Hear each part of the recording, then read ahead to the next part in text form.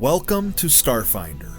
We are a short-form podcast on the Into the Dungeon network. The best way to support us and what we are doing is through word of mouth. So if you enjoy the show today, please take a moment to like, subscribe, and of course tell your friends. Now, sit back, relax, and enjoy the show. Hello and everybody, welcome to Starfinder Into the Dungeon. Start off with just a couple of announcements. On Friday the 13th, we'll be doing a one-shot called The Gods Are Dead, that is run by our wonderful Megan, I believe. Am I correct on that? She is the one GMing it? Megan will be running that whole series. And on the 15th, that Sunday, Justin will be running Askazir again, so... And then I believe the week after that, we'll be back to Starfinder. So, without further ado, do we have any other announcement? Yeah, so we have tomorrow, actually. I will be participating as Garland Warfield, a one-shot in a one-shot over on Adventures and Initiatives Twitch stream. We will be doing a giveaway over there, so we're going to be doing we got like a t-shirt to give away at the end of that stream, and then the conclusion of that stream is also next Sunday, the 15th, before Askazir. So I've got a busy day that day. I'm playing and then transitioning into streaming. Also, the stream next Sunday will be at 3:30 instead of the usual 12, so we're starting a little bit later. To accommodate that. All right. Anybody else got any announcements? All right. Who wants to give out their log of the last session for 50 experience points? Ship's log, Captain speaking. We've arrived at the planet 002 in the same star system as the planet Abalon. It's February 13th, 2291. We were drawn out here looking for the mysterious Dr. Roko by Eli, our problematic friend. And we flew into the planet after doing our due diligence, scanning everything, making sure we weren't flying straight into a trap. And then once we got deep beneath the planet's crust in this mine, this miles-long tunnel, we came across the entrance of a facility. We kind of floated around, scanned it out. We saw that there were 3 doors that we could go through. One was locked that we couldn't get through. So we opened the door in front of us. It was very helpful. We scanned it. It responded, "Hey, do you want me to open?" And immediately we sprung a trap. Fell victim. So we were attacked by strange drones, and we retreated through the other door after exchanging fire with them. And I'm hoping that when the door slammed shut, it broke some of them, because they were very close to us. But once we were inside, we saw that there was a landing bay and a large interior room that is actually climate controlled, which is nice considering the hellish 130 degrees temperature we're dealing with. So I sent Passenger and Cryptus to be very cautious and stealthy to explore down the airlock and into that room to see what's going on in this facility. And I'm keeping an eye out to make sure those drones don't come. Wait, I'm hearing gunfire. I think my crew's getting shot. I've got to go. I was hoping you'd do that. Take 75 for that one, for role-playing it right into the round. All right, so we're back in this room. Is everybody able to see? Hopefully this is the last session we use Roll20. I'm hoping to move over to Foundry VTT, because it's just that good, but I'm not quite set up over there yet. So I believe we ended at the end of the last round with Cryptus's turn. So we will start off with a rough estimation of what the turn order was, because I lost my sheet, with Jin, with Demi and Passenger at the same time on deck. All right, so Jin came sprinting down the hall. He leapt over the fallen body of Cryptus, and for a second he thought that Cryptus's guts were just like sprayed out across the wall and the floor beneath him, but then he was fine. It's okay. He took a big hit, but he's still with us. And so Jin got to the other side of the open door and is like leaning up against the door and like kind of, peeking around the corner, seeing that Passenger's in there, hugged up against a pillar, and there appear to be at least one combat drone that Jin can see. I don't know if he can see the other one, but it's this robot, and he's going to pull out his PCU. Since I have the range upgrade on my computer, it's my computer, excuse me, not my PCU, an actual computer. I have the range upgrade on it. I have the hacking toolkit. So Jin is going to look at that combat drone with the assault rifle or whatever it is in the middle of the room, and he's going to attempt to hack it to update its targeting parameters so that it shoots the other drone instead of us. Good luck. Go ahead and do it. What's the level of the computer you're using? I believe it's a level 2. Okay. Go right ahead. Make your computers roll. 17. Unfortunately, that is not high enough to take control of it, but you did stun it for a round. You see it kind of freeze in place, and its little red light for an eye that looks like an eye kind of flickers on and off. Well done. I kind of like hiss out. I'm not yelling, I'm not whispering, but I only want Passenger and my crew to hear this. I'm like, I think I can get inside and hack that one up front. I'm gonna come in, and I will slip into the room. Do you have control, or do I need to move it? I have control. I'm laying out the path.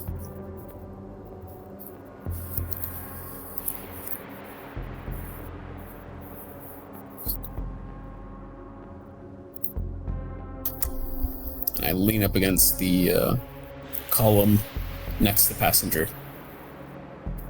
And that'll be my turn. Demi, Passenger, you guys are up.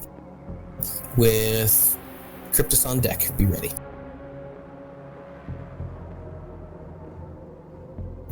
And Demi, you had just healed Cryptus, right? Or given him the health potions? He had almost did it. Actually, no, you did, yeah. I healed myself, so he still has his syringe. That's right, you used the syringe. So, since Passenger seems to be kind of zoned out at the moment, Demi, what are you going to do?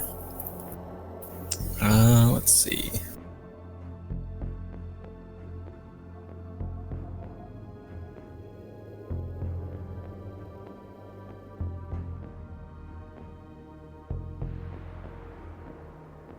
I will move over here. You will only have partial cover at that location, which is a +2 to your armor class. Not the full cover that Captain Jin and Passenger are enjoying. Counterpoint, he's very small. Partial cover. That's a desk, not a steel wall. Okay. And I'll shoot at the closest guard bot. Closest guard bot. Go ahead and roll, sir. What kind of weapon are you using? I am using the hand coil pistol. I think that's a kinetic weapon. All right. I don't see where it says. It just says charges. So it's an energy weapon. I'm looking it up. No, I got it. Go ahead and roll.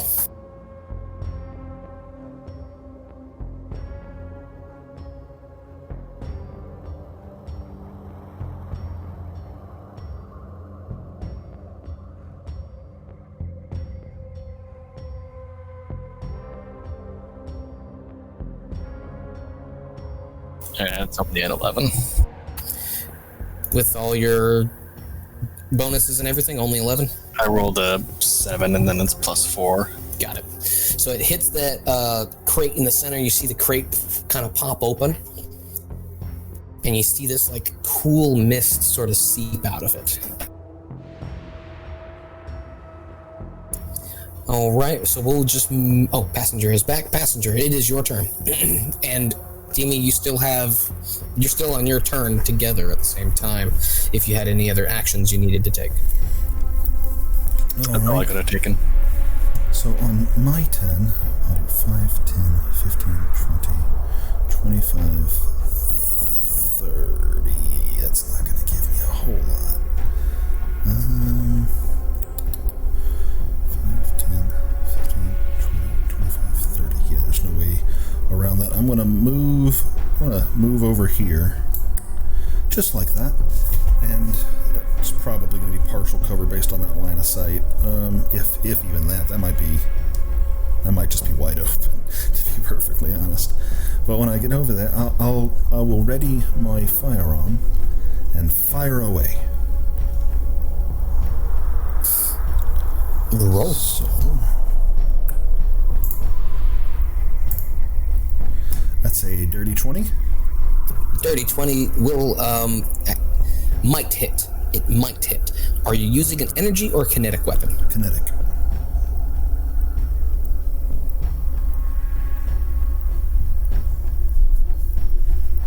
That was kinetic. Kinetic will hit. You see it kind of ricochet off the crate and into its like neck area. Roll for damage. Oh, gross. I rolled a 1, so that's 2 damage total. Doesn't quite take it down.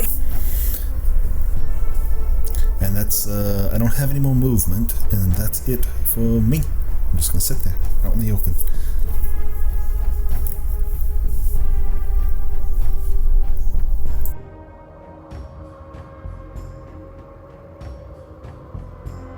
Alright, let's go ahead and roll. What is my bonus?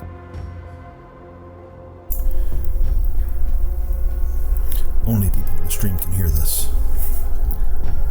There's a mic test. Still kind of low. Does a 12 hit, Mr. Passenger? A 12? Kinetic or energy? Doesn't matter. Yes, either way. It does? Yes. Even Wait, with a what plus kind 2 of- to your... Even with a plus 2 from the partial cover? Oh, that would be exactly 12. He's in a EVA suit, isn't he? So he has no AC extra, really. All right, so that does I'm in my second skin. Yeah, he was in the second skin, I thought, because you guys weren't you able to connect or just jump from one door to the next? It wasn't like you were outside for any real amount of time. We didn't change armors. Yeah, I don't think he ever changed armor. So what is your armor class plus 2? On my sheet, it just says my armor class is 10, and if it's plus 2, then that'd be 12. Now, I don't know, I'm looking at my sheet here. It says my second skin should give me 1 EAC and 2 KAC, so I don't know if that's calculated in. Then the lowest armor class you can have is a 10, is my understanding. So you should already be at a 12 for your KAC, plus 2 should be 14. I was going to say a 12 shouldn't hit you if you're behind cover and wearing second skin. Okay, I'll double check my sheet, but yeah, okay, so I guess it's 14 All right. AC then. Okay, so you see like the steel plate above, like the steel pillar above you, take a massive like dent, and the round hits and like wrenches the metal almost like it turned into a liquid and then quickly cooled. So it's like all twisted and bent after you hear this loud thud. I fixed it on my character Then 1, 2, 3, 4, 5, 6, 7. Ooh, just barely.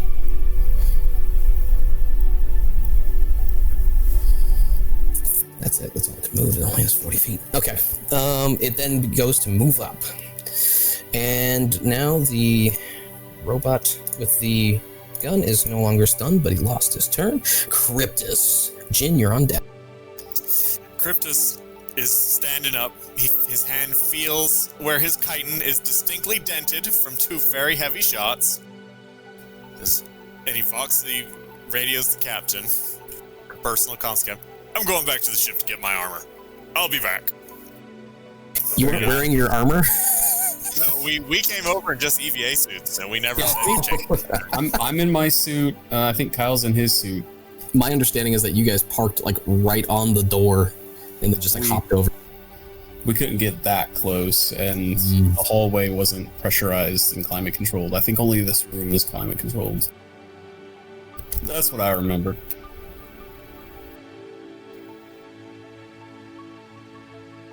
I feel like I had a spacesuit on too, because I remember I Buzz Lightyeared the helmet down, but I thought second skin could be worn under that. I thought that was the whole point of second skin, was that it was... That was my understanding too. Yeah. Okay, cool. Well, Cryptus is going back to the ship to get real armor. Yeah, I think second skin's the only one that can be worn under a spacesuit. Right. Movement speed. There you go. I've moved you. You're moving back. Jin, top of the round.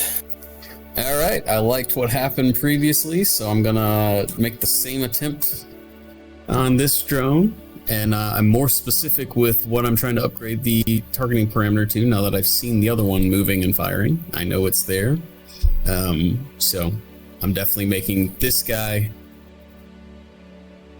I can't ping, but the guy in front shoot the guy in back, so let me make that check.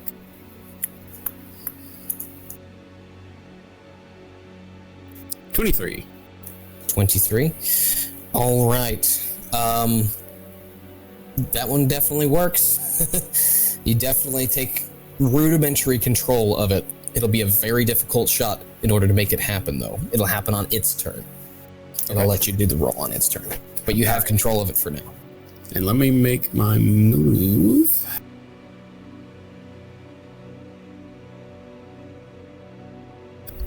I'll just come sidle right up next to passenger. And I'm going to yell out, hey, I think I got control of the one in front. I'm going to have him shoot the other one. And I like to imagine there's like sparks coming out of its motivators and whatnot. Just trying to resist or whatever. Demi, passenger, it's your turn. I can let Demi go first again. Just to keep it the same.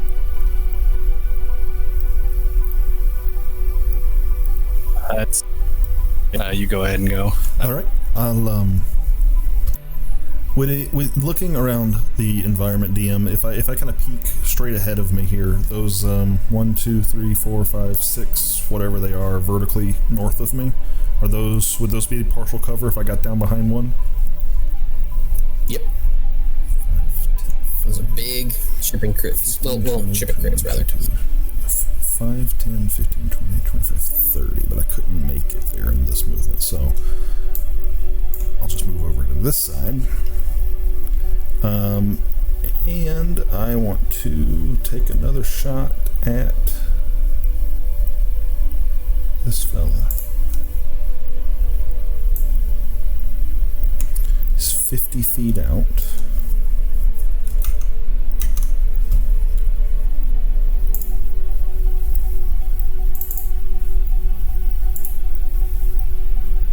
Trying to see what the range is on my handgun. It should be It's 30 feet plus 5 plus- feet per level, so an extra yeah. 15 feet, so that'd be 45. So what happens if I'm not in the right range? Take a Minus -2. A -2? Okay, in that case, I still have some movement.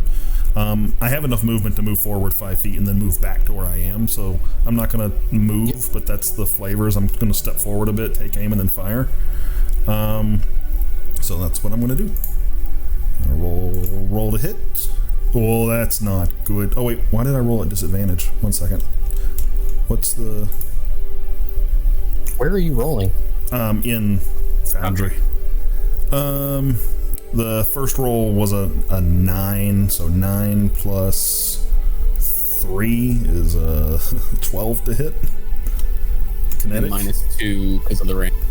No, I'm not. I'm not. No, out of range anymore. he moved forward. He exposed himself to fire and then came back. No, you actually miss, but it hits the crate again, and this time you blow the lid off, and that mist. Now you start seeing a nice cold, like almost like the outside of the box is beginning to ice over, and the floor around it. Don't like that. That's it for my turn. Once I move back into cover.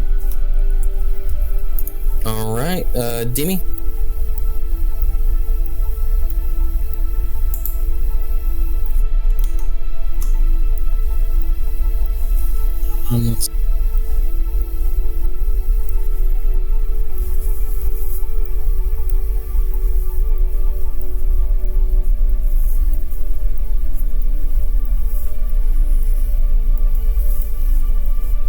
Sorry, I'm having issues over here. Oh no, what's going on? Software issue or figuring out your stuff issue? A little bit of both. I'll just do an attack. I thought I had a thing that I could do, but I'm just gonna do attack. Do it. That's not gonna hit 7. You rolled a 7. I'm gonna move into full cover. You did a 7 though. No, 7 was the attack roll. Total. Yes. Okay, so you fire again. He's just really like hunkered behind this this crate. It hits it, and finally like just spews out this like snap freezes in an area around it, actually covering the robot's area. Let's see if he does a reflex save. Wait, no, he can't because he's under control, and he will take a. He will take 9 cryo damage and freeze and snap and fall over. He is defeated. Jin yells out, "Nice! Good shot." Sorry, I know you wanted to do what you wanted. You wanted to shoot him with your own guy. I'm also gonna move into cover here. All right, now rifle robot's turn. Oh, sorry. There you go. Was that your turn? Yeah. All right. So 1, 2, 3. It's going to get into partial cover there. With, let me see. I think that's pretty much a flanking position. Does anyone disagree with that? Take that as a no. You're flank covered there, meaning that you're not covered. You don't have a cover bonus because he's on the side where the cover is. Oh yeah, I assume that would happen if he moved forward. So yeah. Yeah. All right. So what's the bonus again? Where is my notes? There. Okay.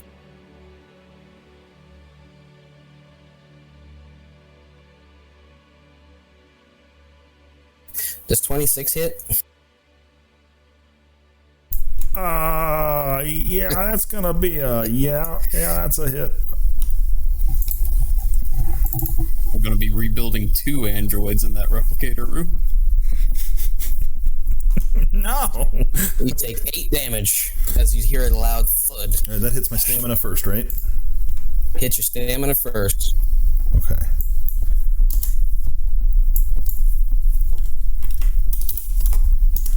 You'll hear as the bullet connects, you hear, oh! And you see him like crouch over as he's holding like his shoulder. All right, that will end his turn. Cryptus, still running? Running back to the ship, muttering about stupid robots. Well, it will take you 10 minutes to don your armor. I think that's D&D rules, but I think it's pretty close to Starfinder rules. All right, Jin, you're up. Demi and passenger on deck. All right, now that I'm kind of getting the hang of what these robots' control systems looks like, I'm going to try and hack that one, and have it drop its weapon and walk forward, Like, that's what I'm trying to make it do. Very simple commands. Okay.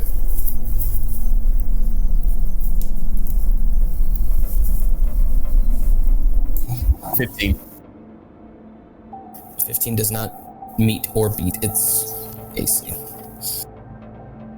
17 got pretty close, but not a 15, I'm sorry. What else would you like to do? I moved to the other side of the thing, seeing and hearing the hit that passengers got, and I'm yelling out, "Passenger, get behind cover!" That's gonna be it for me. Gimme, passenger.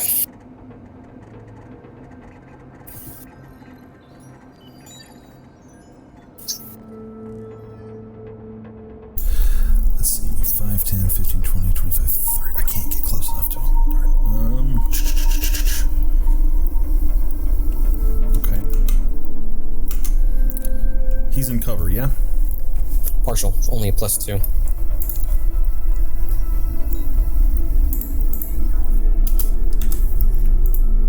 I'm going to cast Magic Missile. First level spell. Alright. Remind us all what it does. Unerringly, right? As you just roll the d4. Yep, unerring. You fire 2 missiles of magic energy that strike targets unerringly. They deal 1d4 force damage each. You can target specific parts of a creature. You can't target specific parts of a creature or objects, and objects are not damaged by the spell. They do 1d4 per bolt.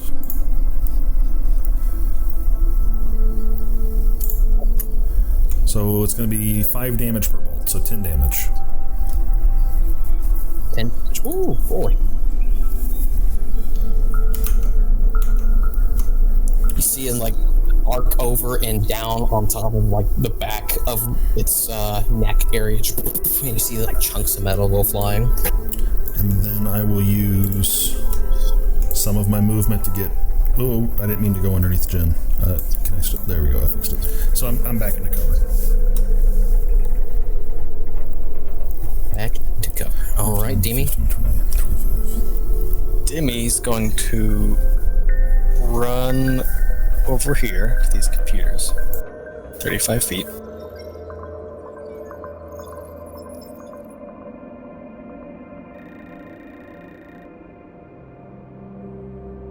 And see about pulling up any information or any sort of like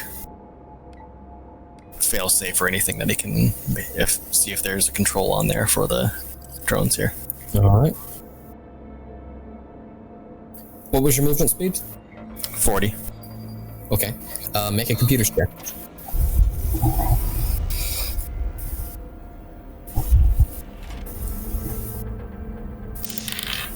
Jesus Christ. 3. 3 total? Yeah. You see a joystick. That's about all you're gonna get. Yep. I'm sorry. Alright, passenger, your turn was up. Demi, is that your turn as well? I mean, I presume that's my action and everything, so yeah. Alright. So, with everyone in cover. 1, 2, 3, 4, 5, 6. He will also, I guess he's going to use a full action. 7, 8, 9. He will remain there. That is his turn. Cryptus! You have a couple more rounds to go. Apparently, You got your socks off. there's actually rules for donning armor in this game. Go figure, Paizo. So it takes... For heavy armor, it takes 16 rounds to don, which is like 48 seconds, or you can do hastily put it on, which you do it in half the normal time, so a minimum of 1 action, but then you take a bunch of penalties. So I'll go ahead and the fast one. So that means... Yep, 8 rounds. 8 rounds. I don't think it'll matter. I think we'll have this ended by then. But Here's to hoping. yeah, we'll see if you can. Who knows? All right, Captain Jin. I hear you over there, robot. Drop that weapon. I'm gonna make some attempt. 14. I don't think that makes it. Nope. Okay. I'm also going to turn and look at Passenger and be like, come on, let's get to the other cover before it comes around this pillar.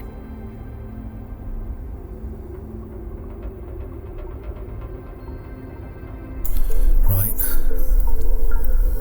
And that'll be my turn. Demi, Passenger. Passenger is going to feel very brave for a second, and move 10 feet closer to the combatant. He's going to use a spell slot to empower his weapon. He's going to empower his battle staff. And then I'm looking at the standard actions, and I guess I can use as a standard action, I want to do a combat maneuver. You can attempt one of the following combat maneuvers. For each maneuver, choose an opponent within your reach and make a melee attack roll against it with the opponent's KAC plus 8. Oh, that's a big bonus. KAC plus 8? Yep. Oh. Yeah. The reason behind it is because there's a lot of different ways to lower that bonus, and I think that's actually built into one of our characters here, to where that's really doesn't matter. That's why it has such a big bonus. Well, I've already declared it, and I'm all for learning by mistakes. So let's just see what happens here. I've empowered my, so it's going to have an additional +1 to hit. And then an additional 1d6. Plus what? I'm going to have an additional +1 to hit. We lost you. I'm going to have an additional +1 to hit. Sorry, I was trying to alt-tab. Which took my hand off of my push to talk.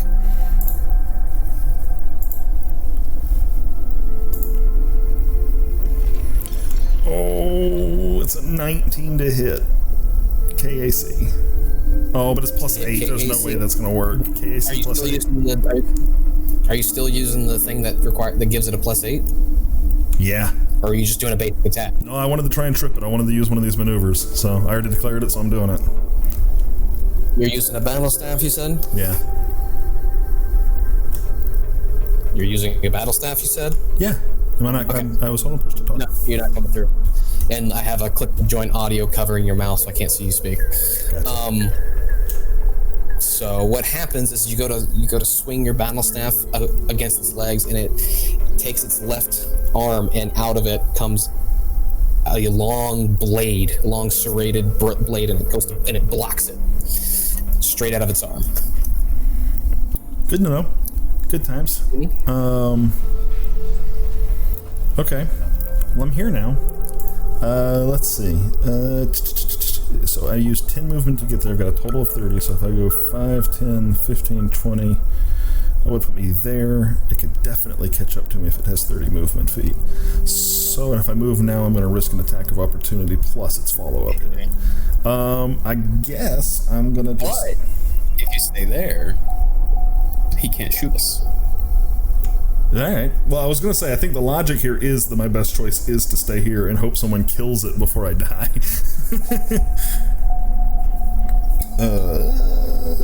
So yeah, I'm stay put. I'm trying to see if there's like a swift action or something that gives me some bonus cover, but I don't think that's a thing. So yeah, that's it. Alright. Demi. Demi will use the full action charge. What does it do? Charging is a full action that allows you to move up to double your speed and make a melee attack at the end of your movement. You can draw a weapon during a charge attack if your base attack bonus is at least +1. You will be drawing the his spark knife. Just doing an attack with it? Mm-hmm. Nice. So Captain Jin, what you see Demi just kind of pitter-patter across the floor out of your line of sight. Attacking on a charge. After moving, you can make a single melee attack. You take a -2 penalty to the attack and a -2 penalty to your AC until the start of your next turn. You can't move any farther after the attack.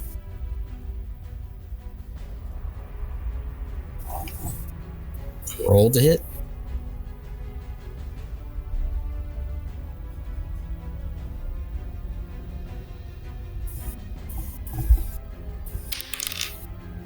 Jesus Christ. That's a 9. 9 total will not hit, unfortunately. You stab the floor. You can see a little spark. But when you see that spark, it kind of arcs over to the foot of the robot, and the robot kind of twitches a bit. Alright, is that Passenger and Demi's turn? That's it. Alright. So it will now melee attack against Passenger. Yeah, that seems right.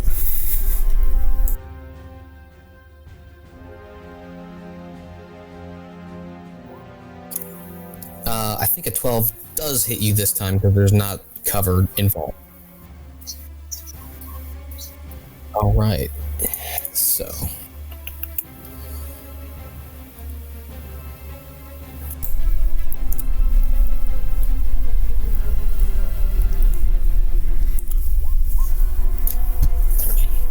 The blade is already extended, so he just lifts up and tries to get you cut from basically thigh to neck, and just for 14 damage. Okay. You see Passenger, he's kind of got his staff where he was trying to wedge it and trip this person over, and then that blade strikes him, and you just see his eyes that are normally got like a faint glow to it goes completely muted, and he falls over. The eye turns to Demi, the big red eye of it. All right, Cryptic. 1 second. Whenever you take hit point damage, you can spend 1 resolve point as a reaction to gain fast healing equal to 1/4 your character's level with a minimum of 1. How would that work if it takes me to 0? Would that put me back to 1 health if I did that, or do you take negatives in this? Because if you take negatives, then this does nothing for me. Because 14 takes me way beyond what I had left in hit points. Cryptus, didn't you do something like that last session? Wait, say that again? I missed that. I've got a reaction called repairing nanites. Whenever you take hit point damage, you can spend 1 resolve point, and I would gain fast healing equal to 1 hit point for 1 minute. I don't know. Yes, that is. Would that keep me from going to 0? My question is 14 damage takes me to -3. So if there's -3 in this, then using that reaction is useless because it's just going to take me to -2 and I'm still down. So what happens, I believe, is that the action happens to you, so you go to -3, and then if you can use a reaction, you can. But since you're going down, you're going to have to go through the stabilize yourself for 1 round, and then use that for 1 round to put yourself back to 1. Well, the trigger on this is whenever I take hit point damage, so I wouldn't be able to use it past right now. But it's... Patrick's pointing at us. Yes, so fast healing does actually specify that it functions until the creature dies. So if you do it now, even though you're going to fall to the ground, in 3 rounds, you'll be back up. Oh, so it stays... You'll be regenerating those hit points. Yeah. All right, then I will The only question is, do you stay at negative and have to heal those, or do you you're down at 0 and then... So. As far as I know, Starfinder has no notion of negative hit points, and so... So I'm going to use it. For now, we'll not use them. Yeah, go to 0. You'll be back up. You go to 0, and you'll be back up next round with 1 hit point. Cool. So yeah, I use that. So as I hit the ground, you see these. You see this shimmer kind of move across my, like the exposed parts of my flesh. They're nanites, so you can't really see them, but there's like a glistening as something is happening. All right, Cryptus, round 2. I don't remember this armor being so bulky. And back to combat. Jin. 'Jin,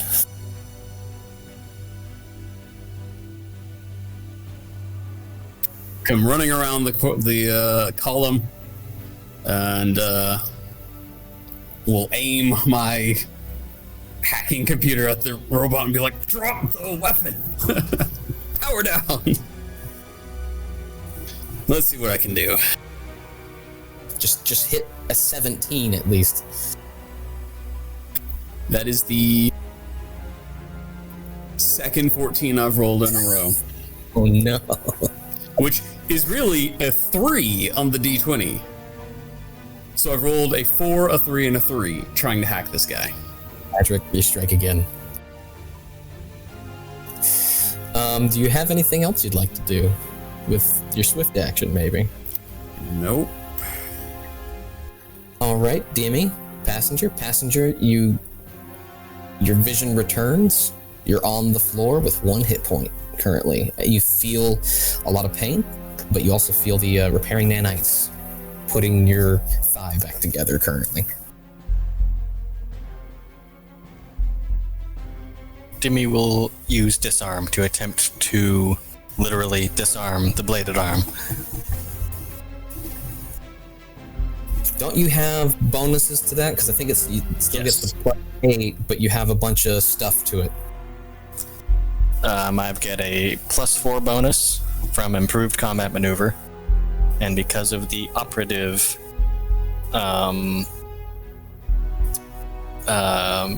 tag on my knife, I also get a +2. So it's a total of Basically, you get a +6, and he gets a +8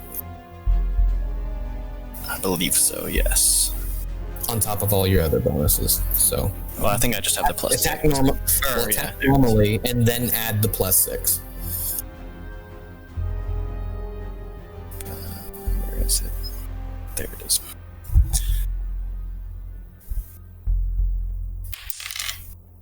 There we go. That is a 20 plus the 6. So 26.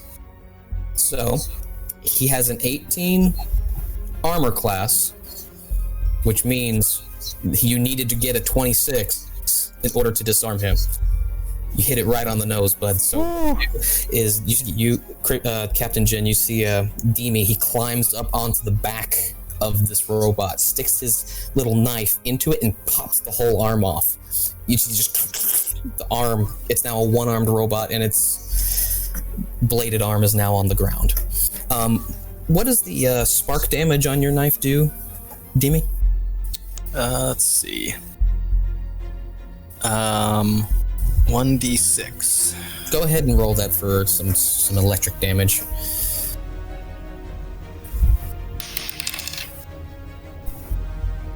Uh, 3. I only say that because it's vulnerable to that, so I'm just gonna take it as just flat 3 damage. Or wait, hold up. No, I messed that up. Sorry, I was looking at the wrong thing. It's 1d4. I need to roll 4. My bad. Watch you roll 3 again. I rolled a 1. Okay, well, 1 damage. So, it now no longer has its micro-serrated arm. Passenger, did you do anything? You're prone currently. But you look up, the robot's missing its right arm, which had left arm that had the sword. Now, this is like a true robot. Like it's got a power source of some variety, right? It's not an android. Oh yeah, it's not an android. It's a robot. Do I see any sort of energy weapons on him, or is it all kinetic? I believe that is a kinetic weapon. Let me double check.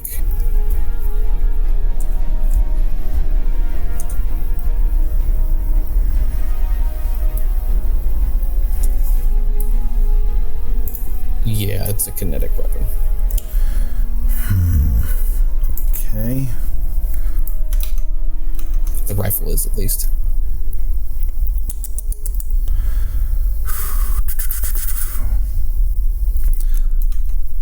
Let me check something real quick.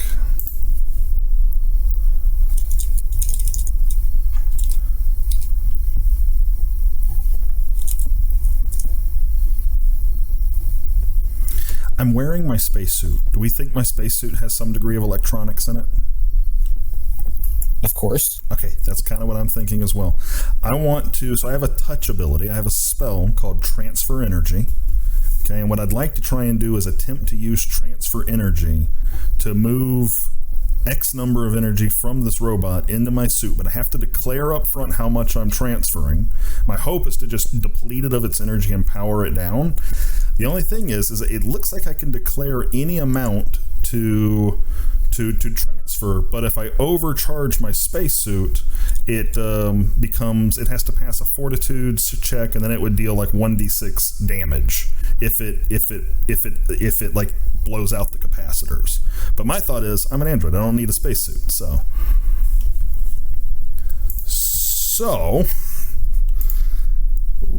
let's see, you can transfer any number of charges from one battery. Well, it does say specifically battery. So do we think the electronics in the spacesuit are using a battery as well? Yes. Okay.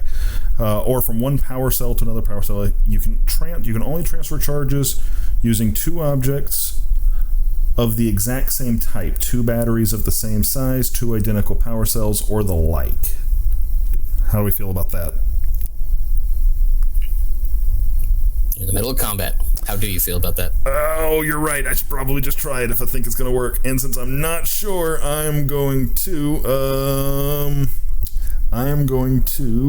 stop trying to be clever and just do a full action. I'm going to do I think this is a full action.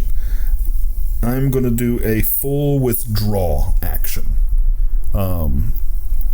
Withdrawing from melee combat is a full action. When you withdraw, you can move up. You still have to stand up. Is standing up a action or a swift action? Pretty sure it's a move action. Drop prone. Correct me if I'm wrong. So if I use a move action, I can't do a full? I'm sure you can use your standard action to stand up and then move action to get away. Yeah, but the withdrawal makes it so I don't take the attack of opportunity. But don't think you can stand up and withdraw at the same time. Yeah, you're right. Stand up is a move action, so yep, that would not work. So we're definitely going to stand up, and I am just going to try and move away and hope I don't die. Hope he doesn't pop another melee arm out. So is he going to get his attack of opportunity? Yeah, but it's not what you think it is. Well, that's not good. That's worse. Use the sword. He picks up his one arm with the other arm. Does a 19 hit? Yes, a 19 hits. What's he doing? You take 4 damage as he punches you in the back of the head. I fall forward on my face with the added force of being punched, and I am back on the ground. Funk. I'll at least get you 5 feet away in case you get back up. I mean, you don't even owe me that. You don't even owe me that. You'll get back up next round. I think that's it for both of you. Yeah. Yeah, that's it. All right. So, Demi, I need you to make a reflex save because it is his turn now, and I don't know how to do this, so I'm just gonna have you do a reflex save. Okay. Reflex. Okay. Hey, I'm good at that. We'll see.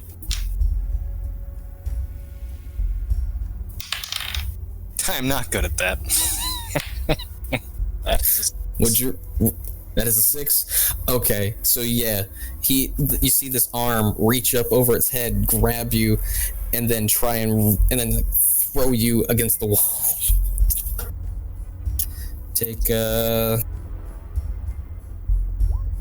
Take 6 damage as you get hit against the wall. Whack! Question, GM. Answer. So his one arm is on the ground and it had the blade thing coming out of it, right? And this arm is picking up and throwing my crew. Does that mean he's dropped his big cannon thing? It's strapped. Okay. How is he looking aside from the one-armedness? Well, he did a lot of damage to it. It's not looking great. It's missing an arm. which means it can't use its rifle, and it has basically its fist. Okay. All right. Let's see. Captain Jin or Cryptus? Jin? It's actually Jin Cryptus' is- turn. Oh, It is Cryptus' turn. So Cryptus actually has gotten his armor on, but he's feeling kind of tired, and so he's just, I'm just going to sit here for a minute. The captain won't mind. As you nearly bleed out. Okay, Captain Jin, go ahead. again on the comms. If you have time to lean. Oh fuck! I don't trust myself shooting this thing. I've got to keep trying to hack it, I guess. So I'm gonna do that.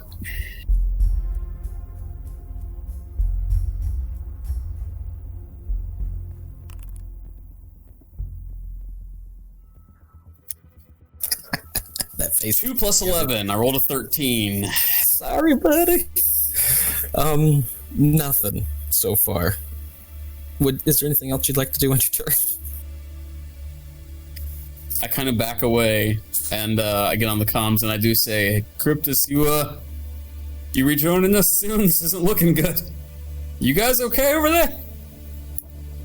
You get back, like, you think Cryptus is trying to personal calm you back, but it sounds like just a groan. Like,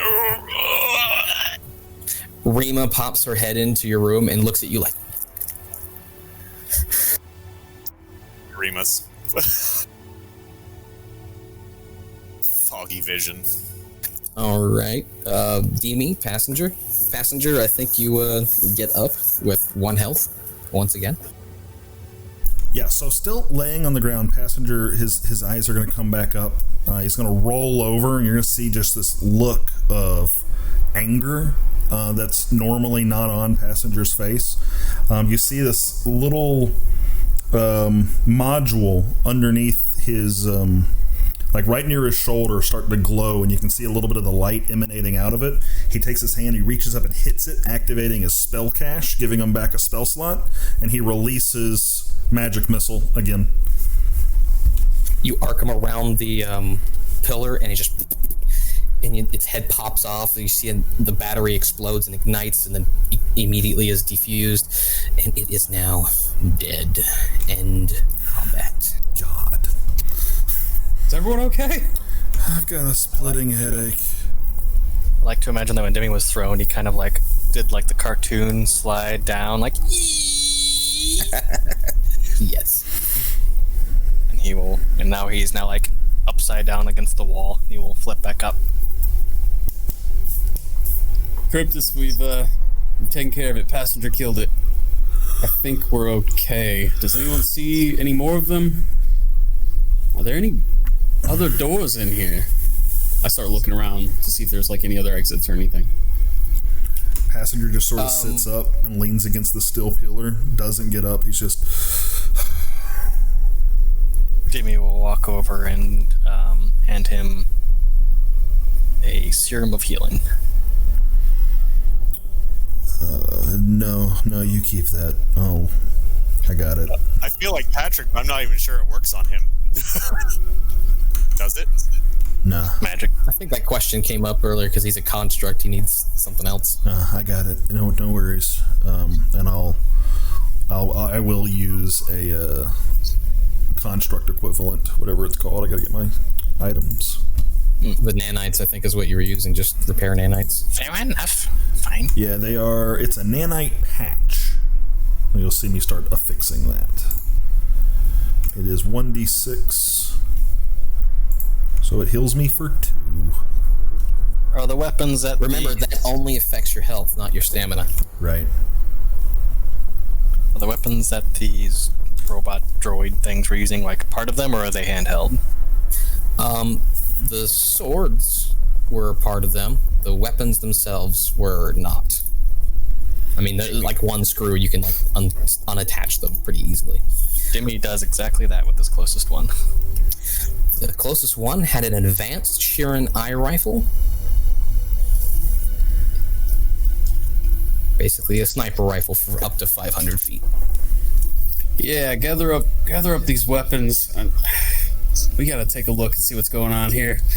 And if you collect the arm, it is a micro-serrated longsword.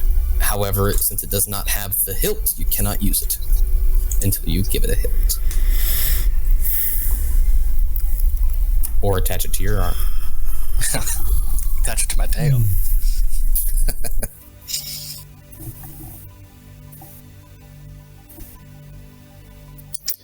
Passenger, go take 10 minutes on the ship. Cryptus, take a 10. Get Rima to see about those wounds. I think she can heal you up. Demi, you're with me. Let's take a look around this room. I want to know what's in these crates. Might have a clue to what exactly Roko's plan is, if he needs a mine for this project. Let's take a look. All right, so just turning the camera over to Cryptus. Rima basically tells you, don't tell me what happened. She just comes over, puts her hand on your shoulder, and you should heal for 10 HP specifically. And you can tell she looks furious. Like, what the hell did we get into? What happened now? She knows that she's not going to talk to you about it because you're the one shot, but she's going to go talk to Captain Jin at some point. And Cryptus like takes that healing and he almost tries to say something to her, and then he kind of just passes out on the ship for 10 minutes. And this is me spending my last resolve point that I have right now to regain all of my stamina. It is a 10-minute rest. And you can also do that, Justin, if you need to get your stamina back.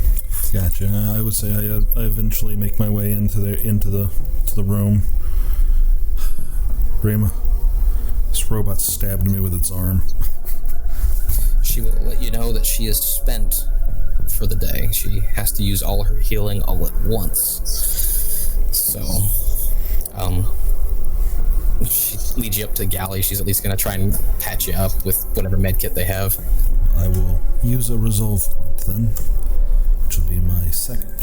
So I only have one left after doing this. And you said that would just give me back all my stamina after 10 minutes? Mm-hmm. Not health, just stamina. Yeah, stamina. I got you.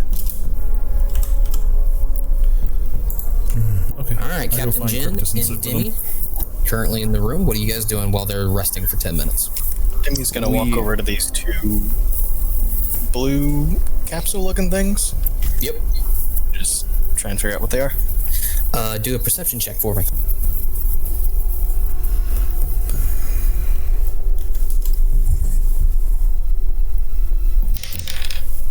Nat 20.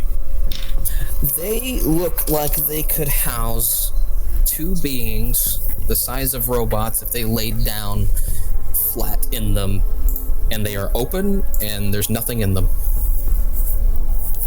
Captain Jin, I think these are the replicators he was talking about. The guy, the Dr. Roko. While he was doing that, and before I respond to that, Jin was trying to investigate these, I guess, cryopods or whatever. Can I make that check before I respond?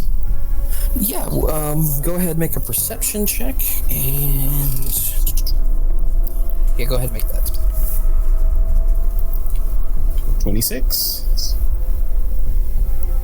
As you get closer, the air around you gets, freezing cold. We're talking, very, very cold. And as you look in, you see these little blocks of unrefined metal that are frozen. They got little beads ice on them and everything, and it just seems like this. You feel the heat just kind of emptying out near you. Hearing Demi's call about these potentially being the replicators, I will come over here and attempt to investigate computers check. Sure. What do you want? This is probably more of an engineering check. Dirty 20. Dirty 20. These do look like replicators. It's there seems to be a place to put material in, and you place something in, and there's a little panel to input the design. It's a pretty sophisticated process, and right now they're set to the design of the security bot. I start trying to manipulate the controls to see if there's a way to like flip through preset designs or something. Like I'm just gonna start like Computers check. Computers check. 16. All right. So you do notice that there isn't really a preset, but you can tell that the last order came from another location. Like it was remotely accessed and told to create this. Okay.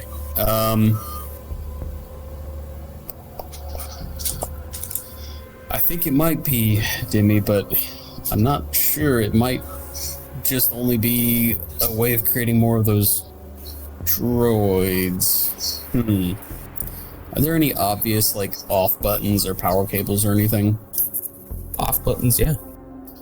I turn them both off for now. You see a cable going to the wall into a red switch, and you just... and they shut off. Yeah. Let's check out the rest of these crates, see what's in them, Dimmy. And we'll just start looking through all of them for however long, 10 minutes. However many we can get through in 10 minutes, we'll do that.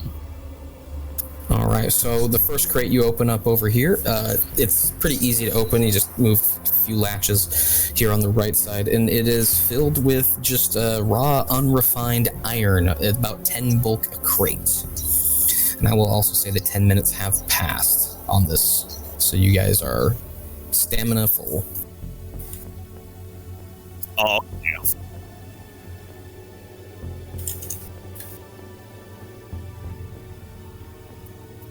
So we popped open those 6 crates. There's 2 that have some kind of cryogenic thing going on. The cryogenic thing is the 3 crates over to the left.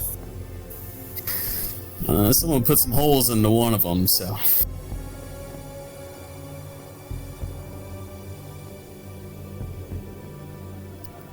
Right. We keep checking out the room. All right, so do you check out the cryo crates at all any further? I'm going to wait for my science officer to come back in. All right. As you go to the top of the room, you notice along this back wall up here that at about this location, there is like a line going down the wall for seemingly no reason. A line going down the wall for seemingly like a crack, like a built crack. And I never did find any other doors, did I? Correct. Into this room. All right. I open all the crates still. All right. So when you get to the 2 cryo crates. By the way, a lot of time has passed. Anybody can enter at this point. It's not just the Captain Jin show. So just speak up. You notice that these 2 remaining ones actually have power to it, and it's trying to keep things insulated by that way it doesn't freeze the outside of the crate like the destroyed one is. Yeah, I'm not gonna mess with these. That's So, recipe for disaster. So we've had our 10 minutes of resting. Yep, that's been done. You guys can move on in and do what you need to do. We're in free form. So Rima's healing has made Cryptus's chitin feel a lot better. He's rested up, and so Captain Jin should start to feel the thunk of Cryptus coming back to this room. And Cryptus will calm him. All right, Captain, I'm good. I'm back in it. Who do I have to kill? Oh, and Passenger would be right behind him. Passenger, you okay?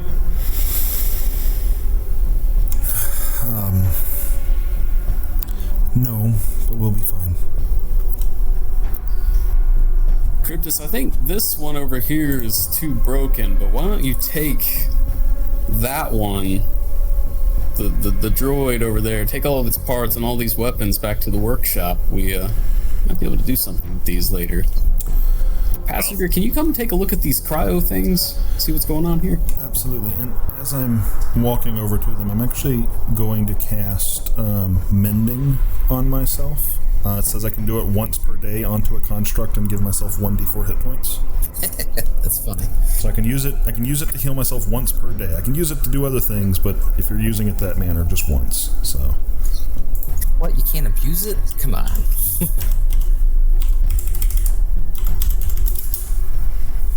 That didn't work. It didn't work? Yeah, I was trying to use the Foundry dice roller, but I guess I didn't type the command correctly. I thought you were rolling like a d4, and I was like, how does rolling the physical dice not work? No. But I did just roll a physical dice, and it actually was a 4. So, that's nice. Congratulations. It's a 4. All right. And then I'm going to cast another cantrip, or 0th level spell.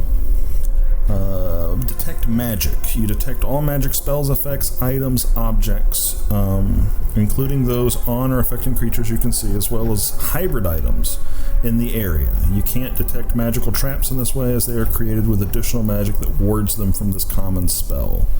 Each round you concentrate on the same area. You can determine if one magic source you detect is from a spell, magic item, or an other effect, and the caster level or item level of the effect. You can't determine if there's magic sources in the area you can't see, or if there was a magic source in an area at one time that has since expired. So it has to be a current active effect.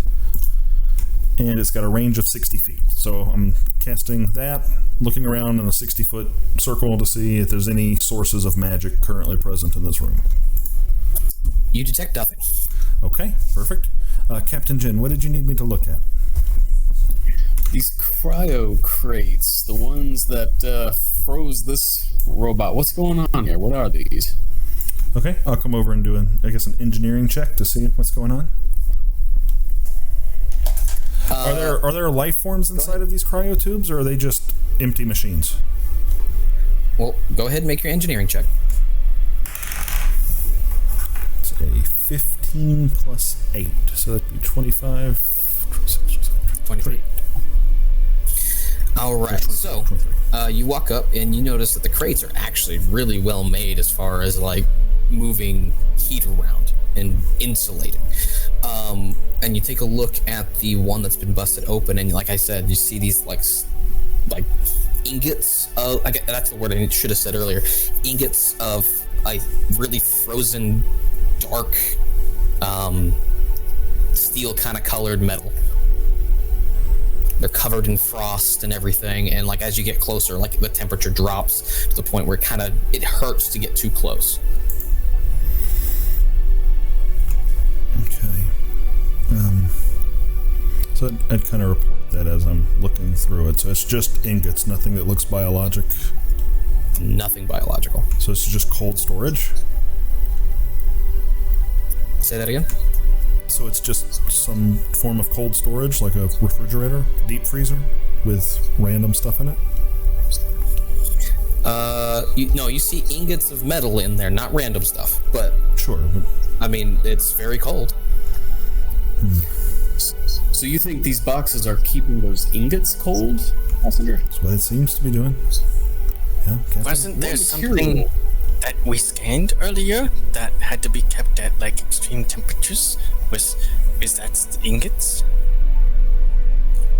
We scanned some sort of metal earlier. Oh, it was in one of my advanced ship scans. It was something in the crust of this celestial body. This they must be mining in here. Didn't Roku say something about a mining operation here? Yeah, that's what I'm thinking. See, he said his plan needed whatever's going on here. And that's what I want to try and figure out before we go anywhere else. Let's get the rest of these, let's figure out what's in these other crates, see if we can't get any other hints as to what's going on here. The other crates was unrefined iron. Those crates to the right, those 6. Well, what about these 3 up here? Where? Those are not crates. Those are platforms with a button to go up and down. Ah, okay. And what do we see? Like, I don't know what these art things are. I don't know what these are up top.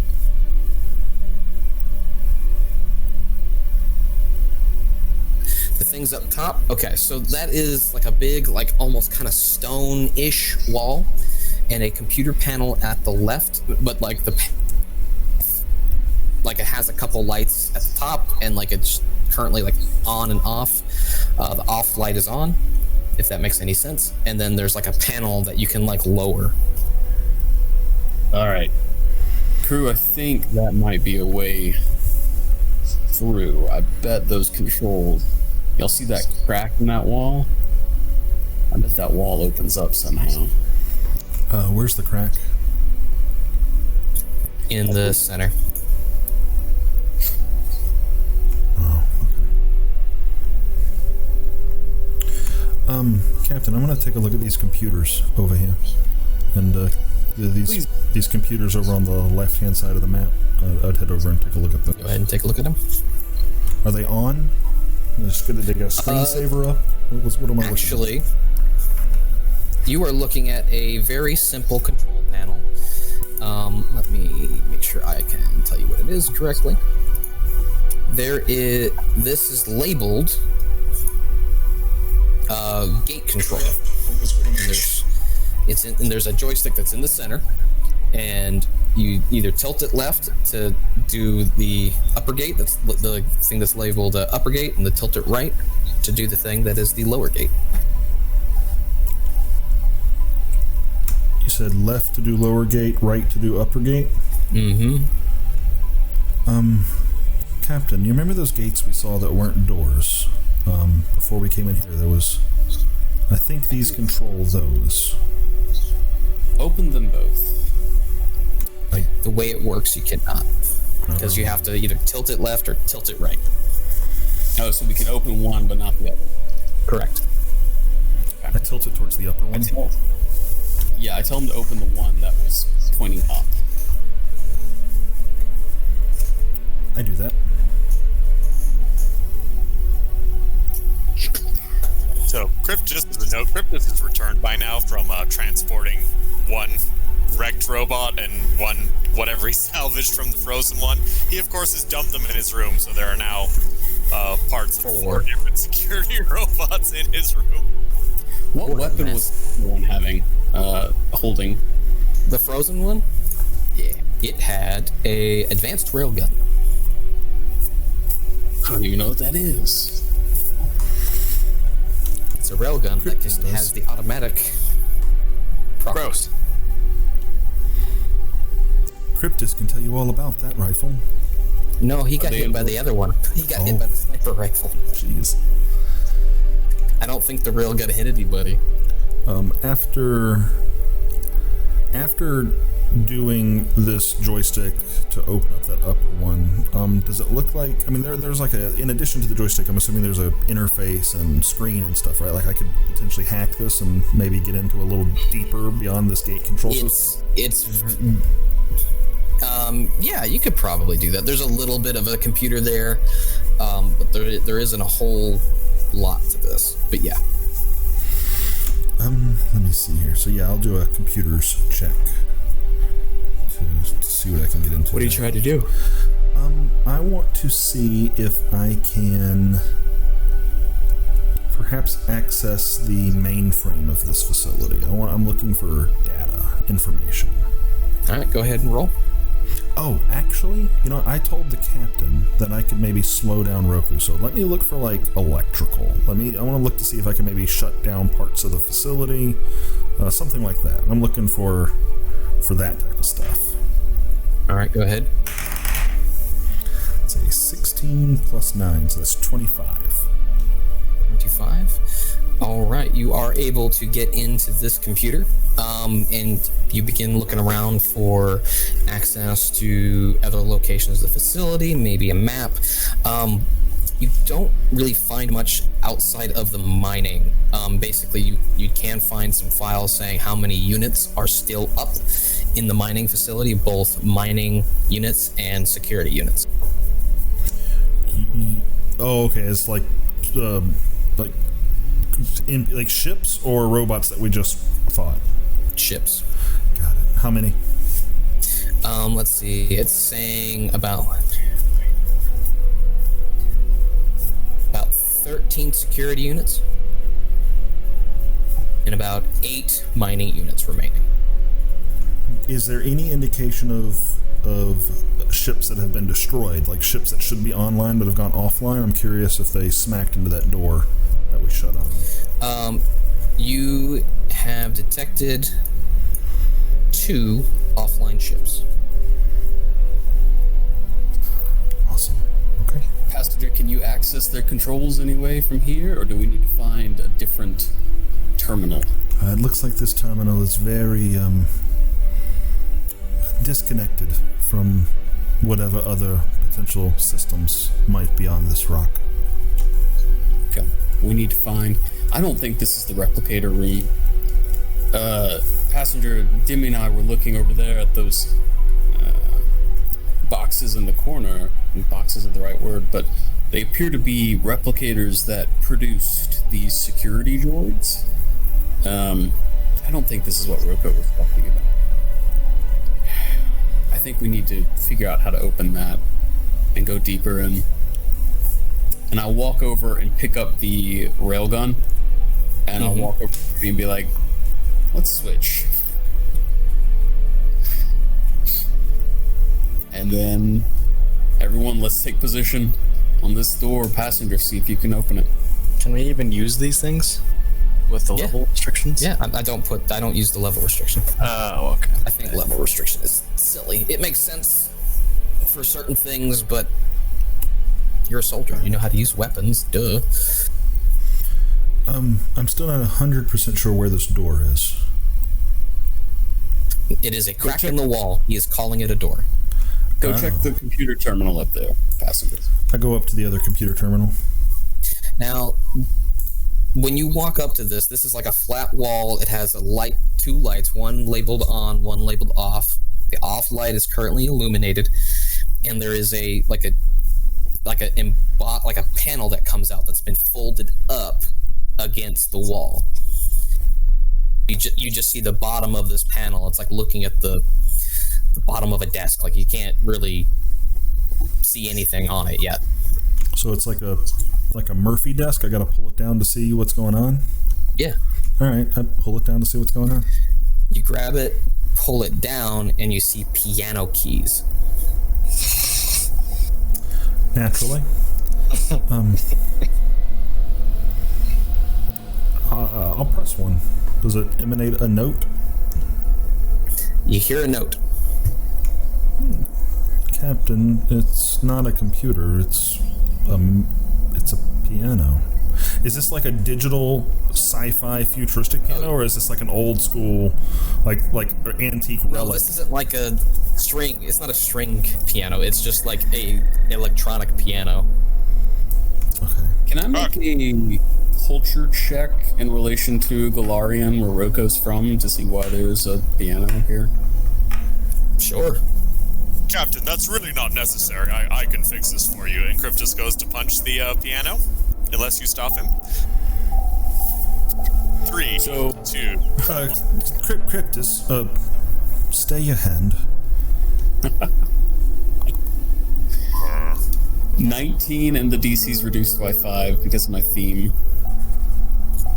I mean, you know that the piano is a musical instrument from Galarian. From a mechanical standpoint, really, you need to have the professionally skilled musician to know what it is, if anybody has that. I want to do an investigation of this wall and this bank of this wall here, and really just kind of the surrounding area. Do I see anything that looks like a microphone, something that might pick up and register the sounds being made? Yeah, you look up and you see a little tiny thing sticking out of the ceiling with like a little brown fuzz, like a microphone would have, to protect it from the air blasts. Passenger, what are we looking at here? Well, my suspicion, grounded based on an instrument and a microphone, is that a musical sequence will do something. Whether that's open a door or evacuate all the oxygen from this room, I have no idea, but I suspect this is a lock of some variety.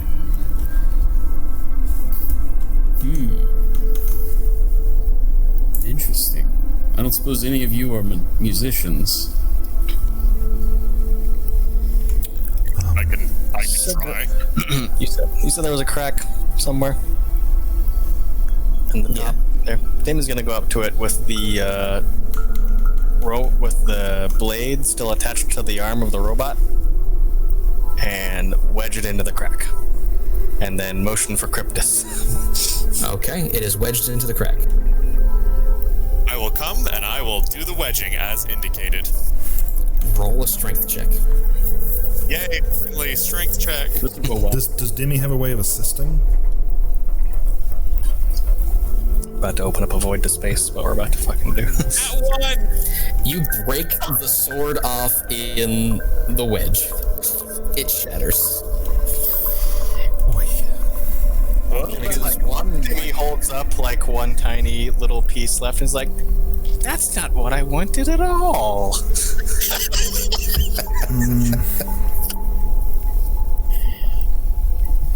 I hate Roll20. Let's switch to Foundry. Soon, my friend. Once I have like the dungeon moved over.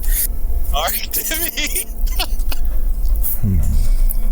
I come up and I start playing random keys on the piano. Roll a sleight of hands check.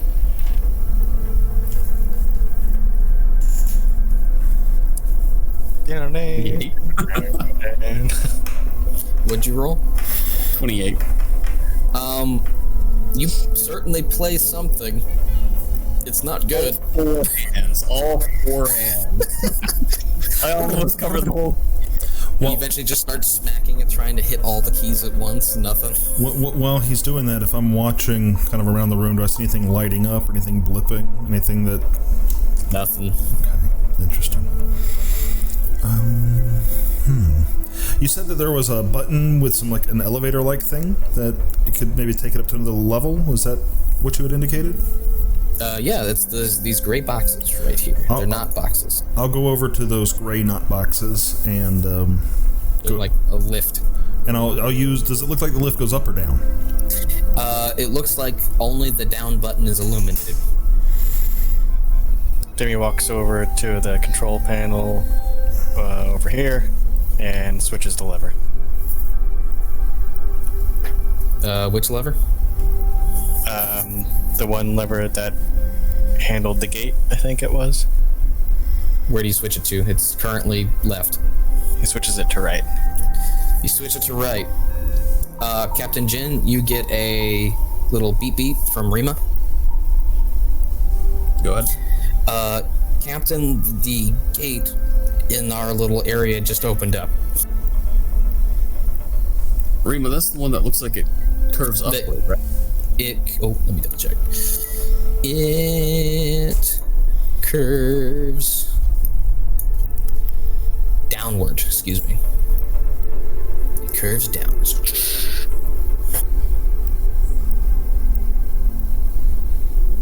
That wasn't the thing I thought it was. I thought that was the elevator controls. Nope. He'll switch it back then, I guess. Because he doesn't know what he's doing.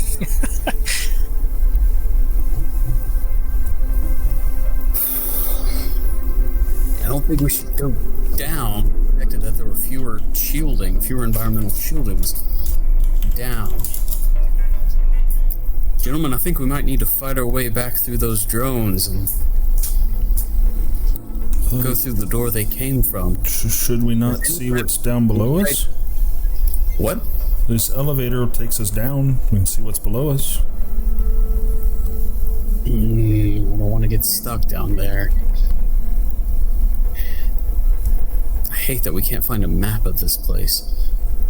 If anyone has any final ideas for how to make this thing work, say it now. Otherwise, I think we need to leave here. I could hit it still. I don't think that's the intention, Cryptus.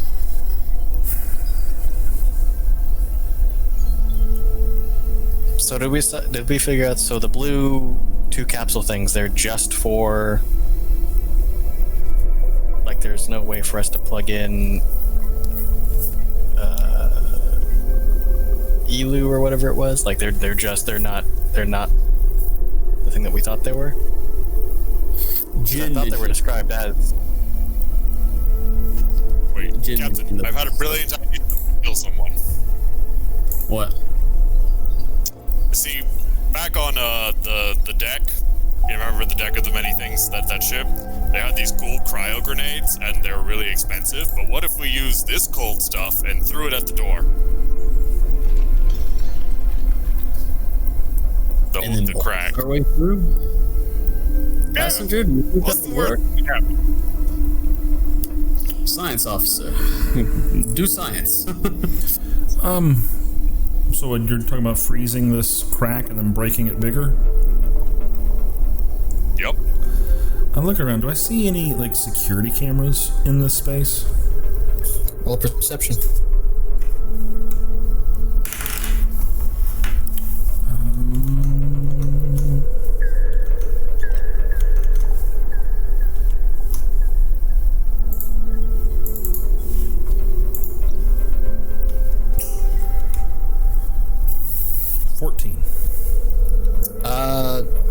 The only cameras you can probably think of are probably on those robots. And they've been taken to the ship, right? Yes. What did Jin say about the capsules earlier as well? Yeah, he had mentioned that this doesn't sound like a replicator room. This doesn't seem like a replicator room. And he had mentioned that the design that had been put in to be used had come from elsewhere. So he's like, let's just turn these off because we can't do anything with them here. I'll go over and look at the wall that has this crack in it. I want to tap into my experience as a scientist with physical science background, and do I recognize? Does this look like it's just normal rock? Does it look like it's? Is this? You said it was like cave wall, right? You didn't say this was a construction. No, it was rock, but it's like cut, like something manually came by and cut it. Got it. Yeah, can I tell if this is just something that's really common, or if this is like the same material that's been mined into those ores? No, this looks more common. If this isn't an alloy, I'm not sure freezing it is going to do a whole lot to make it more frail. Captain, I'll go down the elevator and scout it out, let you know what I see. Do we think what the elevator will do? That it'll leave this room to go somewhere else? Generally, yeah. So it's not just an elevator that goes up and down to like the floor of this room up to this area that we're at. No, it was, when I looked at it earlier, it was just seemed like the only option was to go down. Okay. Jimmy's gonna go right up to the platform and start jumping out, up and down. Go down! Go You down! and Dimmy. Alright, I'll hit the button and get on the platform with Dimmy. As you hit the button, it cracks and then slowly goes down. It then gets to a point, and then a door closes above you, and then it starts to go down further, but it opens up into a cavern that is exposed, and you start seeing light as like thousands of meters down. You see lava and some little other drones that have like large ship-sized drones that have like mining drones that carry things. They're kind of like just flying through in this narrow cavern. It's 130 degrees minimum here. I need you both to take a d6 of damage. Timmy goes, go up! Go up! The rails start to turn hot. Is there a button to go back up? Yes, there's a button to go back up. I smack the go back up button. It stops and then starts. As we're going back shakes a little bit. As we're going back up, can I pop in that, because I am still wearing a spacesuit? How hard is it to attach that heat module that I picked up last session? It would take at least 10 minutes at your workshop to do. And while we're going back up, does it seem like any of these autonomous ships have taken any interest in us, or does it just seem like they're parked? Or are they doing stuff? They're kind of slowly moving. There's one below you that seems to be filled with stuff. This red hot material that seems to be melting the container it's in slowly. Like the whole container around it is like red hot. Passenger, what do you guys see now? So I'll And you get to the top, and the door comms and below you, and then the door opens, and all this cold air comes down on top of you, and it feels so much better. It's very 130 degrees. very, very hot in there, Captain. Lava plumes. Definitely. I gotta hold up my hand, and there's some welts have formed from the heat damage. Passenger, you remember earlier you picked up that thermo-rega thingy? Yeah, that's what I was thinking about. Demi runs over to like where the broken open like case is with the cooling and like the ingots, and like kind of like holds his hands out as if it was fire, but it's, you know, cold, and so it feels really nice that it's cold. So he's like holding his hands out towards that.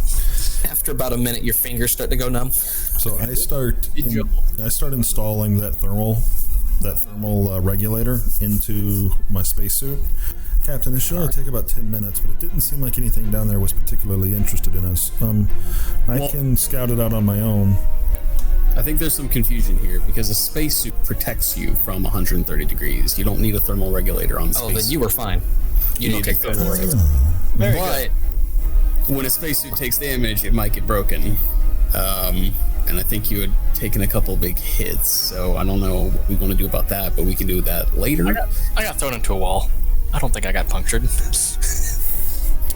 I'll leave it up to the DM because I wasn't thinking about my spacesuits. you'll have taken the damage for now. You'll repair it, but you don't need to install the thermal regulator. You'll want to put that on your actual armor if it has an upgrade slot. Yes, second skin has an upgrade. Well, I mean, if we wouldn't have actually taken any damage and we were just perfectly fine, I probably wouldn't have hit the button to go back up. Demi, are you wearing a spacesuit as well? Yeah, he was. Can we just go back down? Okay, so you're back down in this heated air. And it's a narrow cavern. Like you couldn't get your ship through unless it was like barely scraping by. And one of the ships comes up from like a way down this long cavern, and it comes up and it parks right next to you. You don't see any sort of pilot or anything. It's very, very automated. It's just kind of, and it begins to like move a whole crate onto the platform next to you and then onto the next platform. And it is holding this red hot material. Okay. Now, has the platform stopped at this point? There's no other hallways or anything to walk into? No, it's just a loading dock that drops down and grabs okay. And things. the automated thing comes over, puts it on there. And okay. it begins to drive away. So you have two big crates of things. Just kind of scouting out the rest of this cavern. You said it's a narrow cavern? Does it look like there's any... Not narrow for like people to walk, but narrow for ships. What is traveling through here. Right. I'm trying to get an idea of space, though. I mean, we talking a couple of 100 feet across? We talking... Yeah. Okay. A couple 100 feet across, just enough for the things to fly by, but thousands of feet down. So I guess I need to do a perception check, maybe. But there's two things in particular I'm interested in. I'm curious if there's if I see one of those sort of gated tubes that we saw out front that was kind of locked off. That we either I remember one went down, one went up. So I'm curious if I see something that looks like an access like that into this space.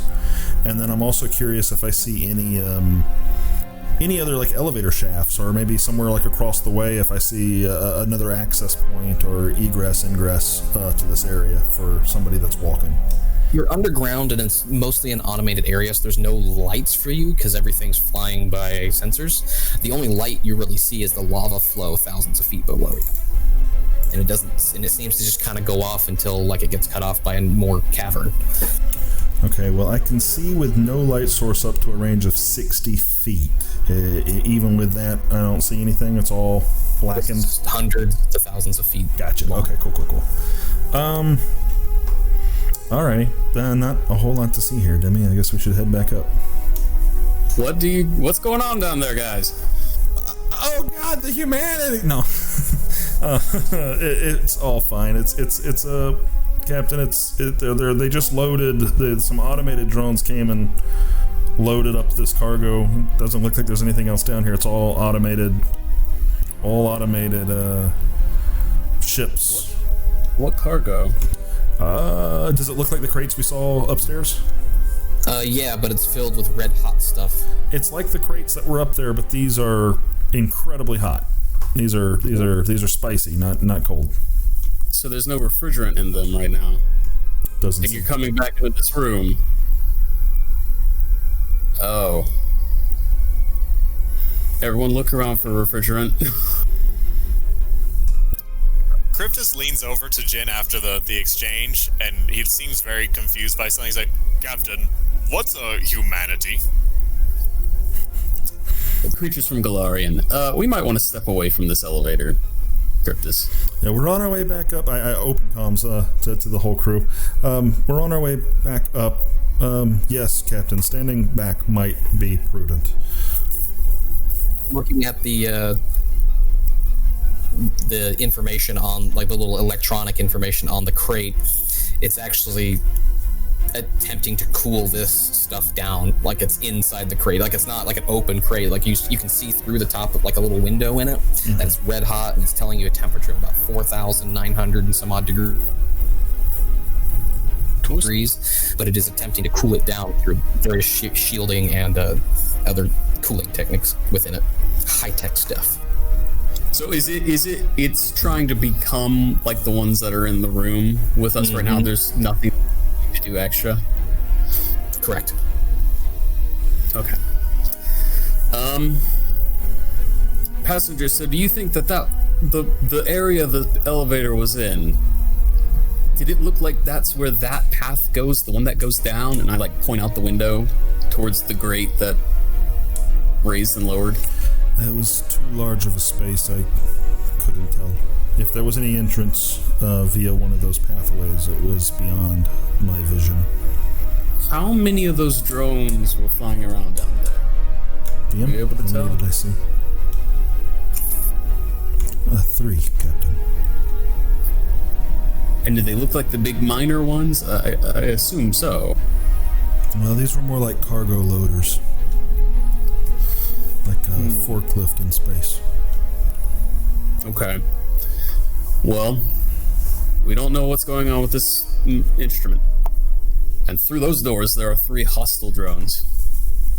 But if we go down there, there are potentially no hostile drones. I think it's clear where we need to head. Can anyone think of anything else we need to do in this room? Want me to take any of this cargo with us? Yeah, crew, we're going to load these 4 up. I don't care about the iron crates, but whatever this is, it must be why he's here. This has got to be important. Let's get these aboard. Or valuable. Or valuable. Cryptus gets to login. Yep. Anybody have the miner profession? Mm-mm. All right, so this is going to take you guys some time. I think bringing up those 2 crates, you will have 4 total unopened crates of 10 bulk each. Just call it for now, since you don't know what it is, the icy hot stuff.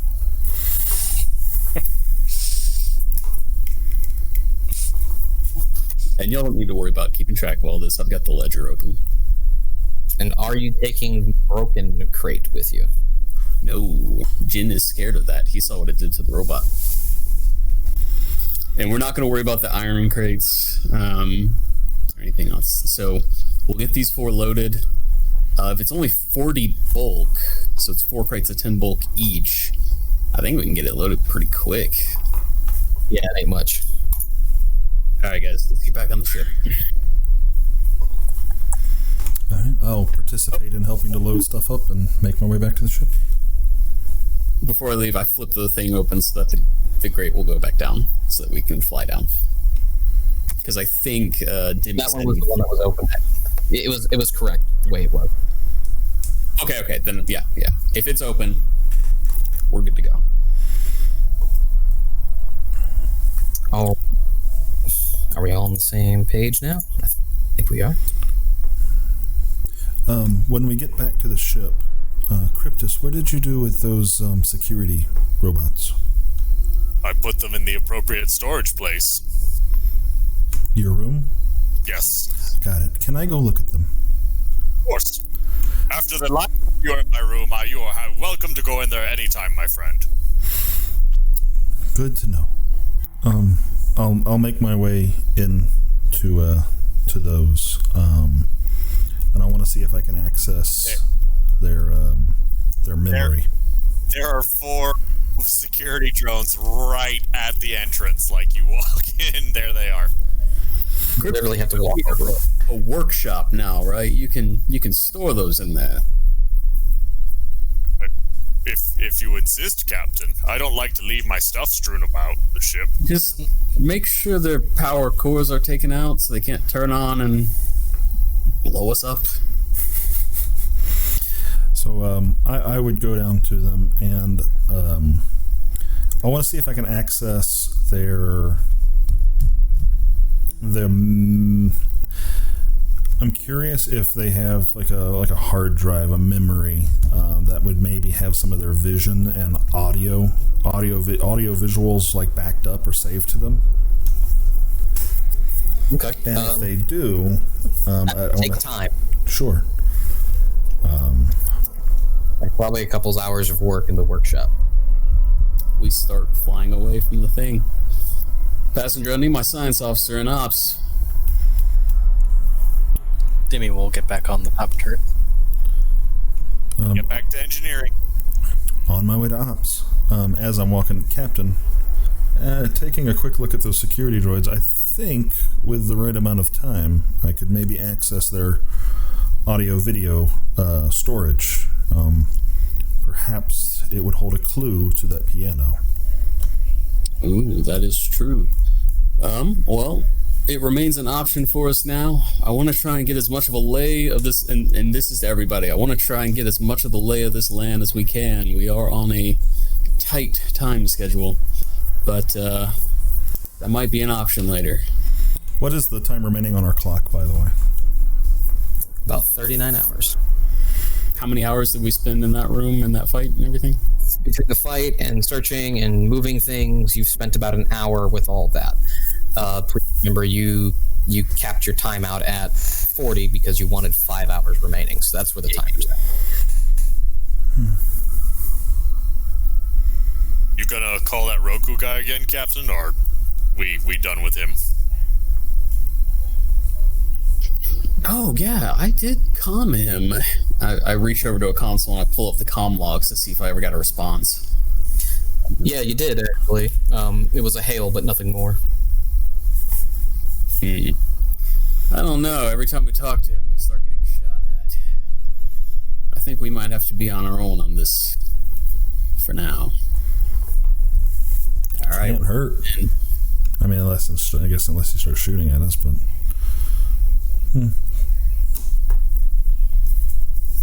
All right, where are you moving?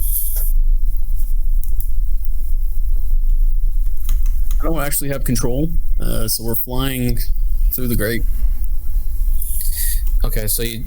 1, 2, turn. I assume you get centered. Just go in. So you guys go into a cavern, and then it points down, and then it kind of spins a little bit, and you have to kind of wind your way through. Captain Jin, let's get a piloting check from you, bud.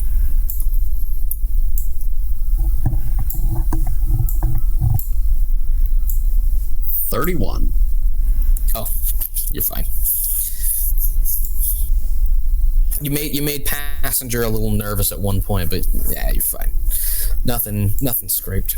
All right, so you find yourself in the middle of another cavern, except this one seems to be a lot more deliberately made. Like the walls aren't necessarily just made of hewn rock, and you see a lot of doors and detect a lot of doors. Cryptus, this doesn't look like where you guys were, does it? Nope. Passenger, I'm sorry. Passenger. Just confused, like, nope. Captain, I think you mean me, and no, this doesn't. There's a a bunch of doors here. Start scanning these. I'll begin scanning. The ship begins to get a hail. I answer it. Have you guys found the replicator yet? I really would like you to leave. Yeah, we'd love to, but no, we got shot at. Look, if you could just tell me where to go. How were you shot at? Who was shooting you? Robots. Look, just tell me where. Tell me where to go. Roko. You got shot at by robots. What kind? Robots. Look, Roko. We both have the same goal here. We're on unlimited time. Indeed. They shouldn't have shot at you. Terribly sorry. Was anyone hurt? Well, yes, actually. I've got casualties. Cryptus yells. I'm terribly sorry for your loss.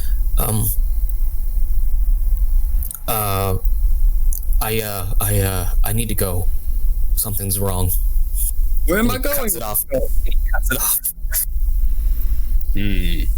Well, that's no good. Interesting. I still don't think we can trust this guy, and we're not going to tell him the true reason why we're here, but I think I've got an idea of how to handle him once we can finally have a real conversation. Do we think he's being hacked? I wonder if he's going to go check that room out. Can I do a sense motor check on his comments? Sure. Roll. 16. He seemed suddenly nervous.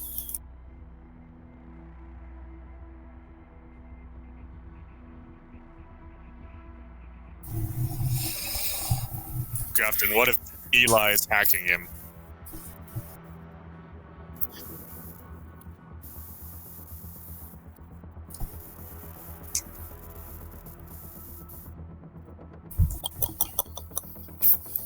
Okay. I think there's a chance Captain, that he'll be going...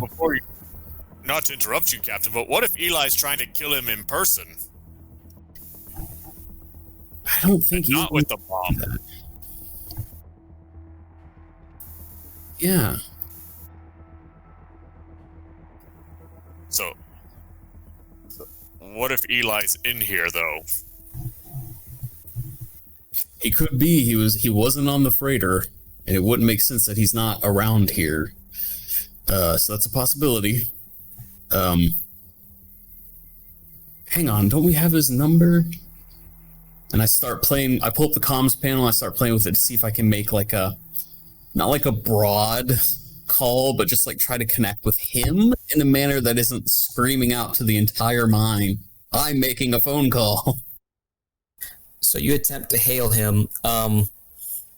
You do get a response back. It's open comms, but the signal is really weak.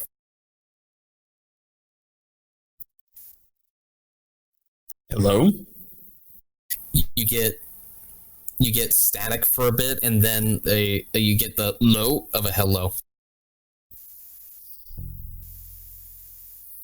Passenger, where's this signal coming from? Computer check.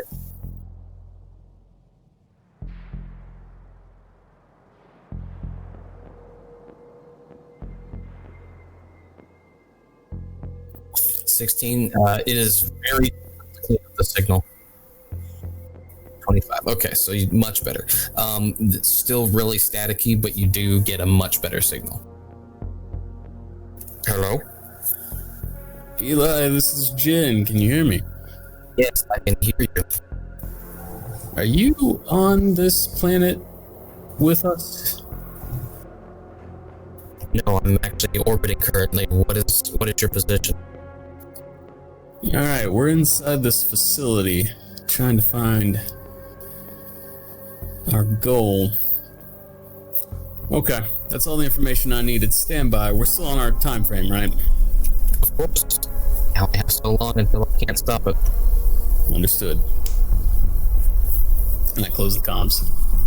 I don't think Eli's here, guys. I think we can trust him. I don't know how that sounded to you. I guess it sounded clear enough. It was perfect. It was amazing. I applauded you. What were you doing? You just spamming the push to talk? It sounded wonderful. Yeah. I applauded you. So if it's not him, what's screwing up the robots?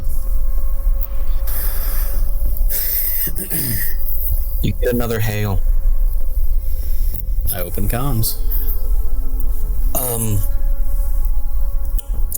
The basilisk is loose. I would be very careful if I were you. And then he cuts it off again. He let his pet creature out? You said it's a Galarian creature, right? That's what y'all told me. I'm starting to suspect that's not what's going on here, Cryptus. Passenger, you have my permission. You get that information as fast as you can. I'll be handling this from up here. We really need a map of this place. And I start pulling double roll of first piloting to maneuver in front of a door, and then going to the computers and scanning it. See what's behind it. Point out which door? We'll do it counterclockwise. Counterclockwise, starting from left. Oh, no, starting from right, excuse me. Alright. Alright, go ahead and do a computers check for me.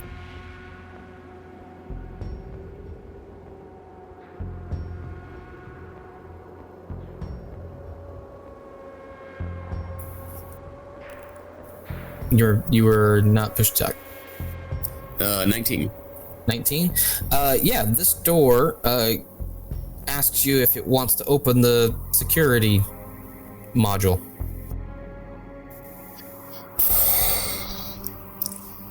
I kind of rotate the ship and move us a bit to the side. So I sidestep the ship and then I tell it, yes, open the door. The door opens.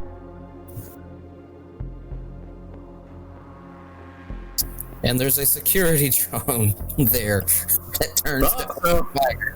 Let's start. All right, so engineering. What's your check? Converting power to weapons. All right. Who else worked on helm phase or engineering phase?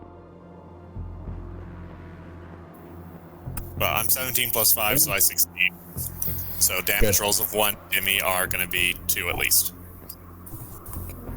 All right, helm phase.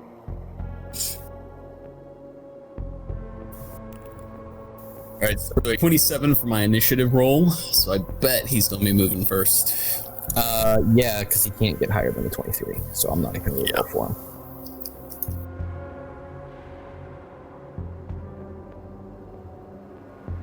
All right, he's right there. Science officer. I am no longer in ops. I have gone to be working. Push talk. I am no longer in ops. I've gone to start working on those robots. Right. Go ahead and do a computers check for me when you get the chance, but hold on to your roll. Gunnery phase. Oh, you skipped me. I did. I thought you were a pilot. Rude. Oh, sorry. Yeah, you're right. You need to move. So we are going to do an evade. My DC, if I remember correctly, is 14.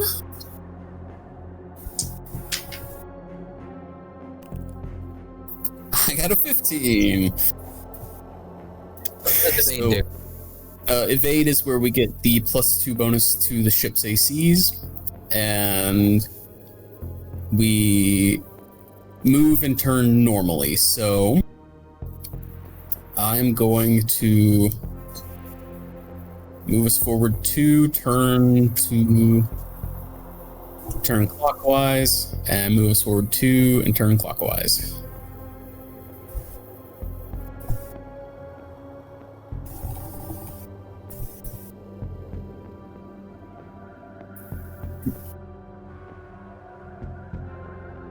Is that right?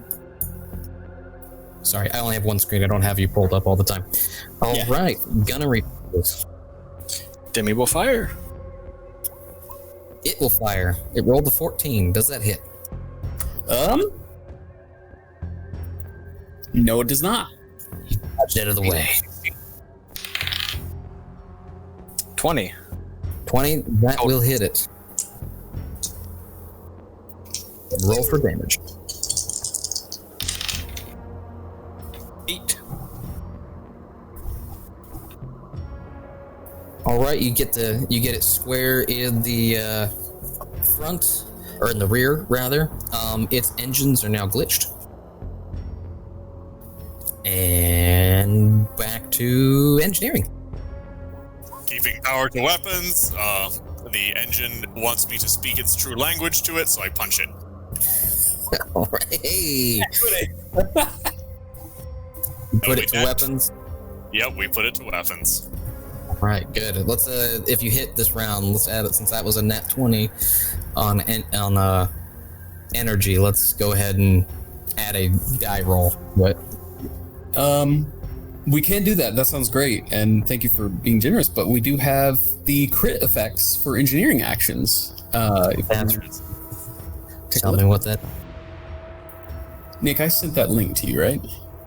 Yes, but where'd it go? I can find it while we do your face, Patrick. Sounds good. Let me roll a piloting check.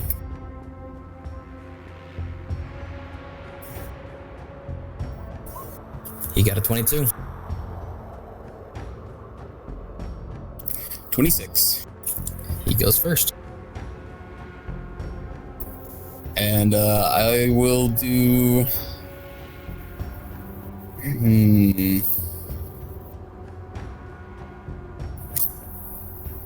I'm gonna do the turn in place stunt because I don't want to hit the wall. And I want to turn us, just like that. Perfect.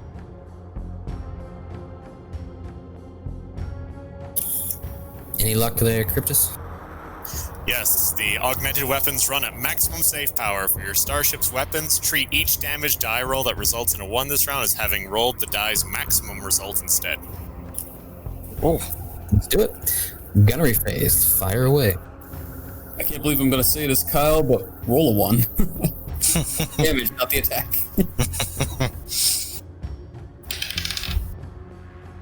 Not much better. Rolled the 4, which means the 9 total. A 9 miss. I assume a 12 doesn't hit either. Nope. Engineering phase. I'm now scared to have. I've run out of punches for this combat.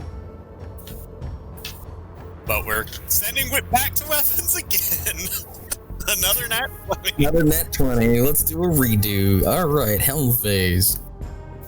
Nice. A 5. Don't get lower than a 5, and you'll go last. I actually rolled a 26 again. All right. He'll go first. Let's stay right there. Okay. As you two just blast away at each other. I'll take the evade action, so DC 14. I got a 24, so I'm not actually going to move. We're just kind of like swaying back and forth. So ACs are up by 2. Using those Right. strafing side engines. Yeah. These things look like the ones that attacked us above. Armored core. This is just a small little security drone. Yeah, L2R2, L2R2. He rolled a 7 for his attack. Well, it's a good thing that I rolled a 24. That'll hit. Roll for damage. Roll 1s. Or I rolled a 1. Hey. The other one was a 2. So the damage is 8. This is it's looking real bad. It's a heck of a lot better than 3. It's failing pretty badly, and it actually can't hold itself up anymore, and just kind of falls to the ground, it's still working, and you can tell it still has hull integrity, but it can't thrust or maneuver itself anymore. So I will say combat is ended, but it's not at 0 HP. Jimmy blasted apart. As you say that, Jimmy will say, I need you to rotate the ship. I'm on the top turret. It's below us. He rotates the ship. Hold on, Jimmy. Can I salvage it? Could we salvage it? No. Maybe it fits in my room? I don't think it's going to fit in your room, Cryptus, but if I find one that does, it's yours. Jimmy, you've got a shot. He misses. You rolled a 9. Unless considering that. No, this is an easy shot. They're lining it up, so you basically just keep blasting until it's gone. And just dust and things and heat. It's dead. All right. I think I got it. What do we think the odds are that behind each one of these doors there's another drone? 100%? Yeah, I'm thinking this is a dangerous place to be. I do want to know what's behind the door directly ahead, though. What if you or passenger could hack the drone that we know is there? Like, maybe. Getting hailed. I answer the comms. Okay, Captain Jake, was it? Jin. Roko. Got it. Sorry, my apologies. Bad news. I've lost control of what I've activated. The good news is that hopefully it will save all of Kithkind. But I don't think it's taken too kindly to you coming in and starting to snoop around. I think I can disable 1 room's worth of drones. Where are you? We flew in, took the door on the right, and then flew down a corkscrew tunnel. And I'm in a tunnel looking at 7 doors, 3 on either side, 1 dead ahead. 7 doors. Okay. I can do one of the rooms. Which one do you want me to do? Where do I need to go to get to the replicator room? It's directly ahead. What's through that door directly ahead? I am detecting. I got 2 security drones, 2 mining. I got a dock with a cryo starship weapon. A few rounds for it. Sakatite rounds, and the replicator room and a repair dock with a few shielding for the drones. It's kind of like a little repair area, cool down. Also repair a few things. I can disable them for a time, maybe even get them to leave. But you need to get that, and you need to get out immediately. Will do, Roko. Yeah, if you can get them to leave there, go somewhere else, and then lock it down, we'll fly through. Let me know when it's safe. Oh, okay. Captain, ask him about the piano. You hear Cryptus pop up over your comm. Roko, what's up with the piano? Oh, the piano. Oh, I gotta tell you, I love music, alright? And I thought it'd be fun to put, like, any place I had to store some pretty valuable stuff. I'd put a vault, and I'd try and hide the door. And the lock to get in, at least for that... What room did you go in? Was that the control room area? I guess you could call it a control room. It had controls for the grates. Oh, yeah. Yeah, you gotta play Photia's Lullaby, a great classic song from Gloria. Most people should know it, so you should be able to play it, right? I direct message passenger, Photia's Lullaby, Galarian music. Do you know it? Look it up. Yeah. Yeah, it's gotta be played from the piano, and you're good to go. Listen, are you in danger here? Do you need to get out of here? It's this creature of yours. It's been let loose. Do you want to come meet us? So we can fly you out here? If I come meet you, then it will see me, and I'll be considered not trying to help it come into existence. I must stay. What? How far away are you? Like, what if we came to you? Well, you'd have to get the correct key code, as I can't just send it to you now, unfortunately. But I don't want you to come to me anyway. Alright, let me know when I can flow through this door, Roko. Okay. Should be able to send it through now, and the door begins to open, and you see these drones, and they leave. They fly right past you, and they leave. Flies in.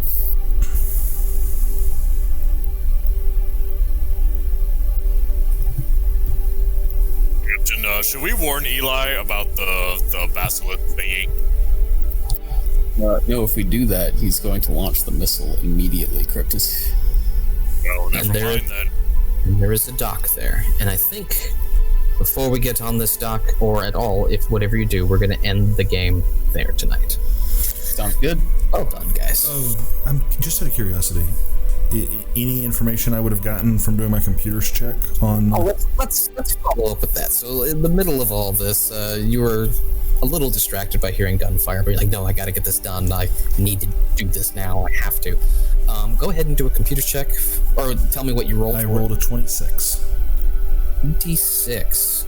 All right, so you take out the hard drives, you put them into 20 of your own computers. No, I don't think I would have done going that, through but okay. Well, how are you supposed to read them? I would have just been trying to hook up my PCU to it.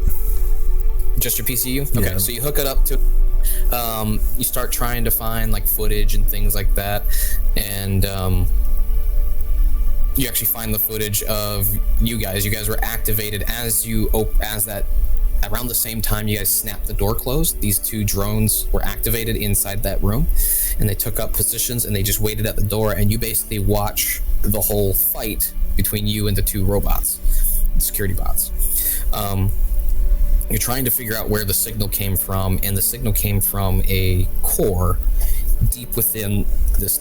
It's labeled as the Basilisk core, is what it was just labeled as. It's all you know. It doesn't tell you where it's at. That's all the information you have. The signal that activated them? Say what? You said the signal that activated them was from that Basilisk core? The Basilisk core is what activated them. Okay. Knowing that, I would disconnect, purge all information from my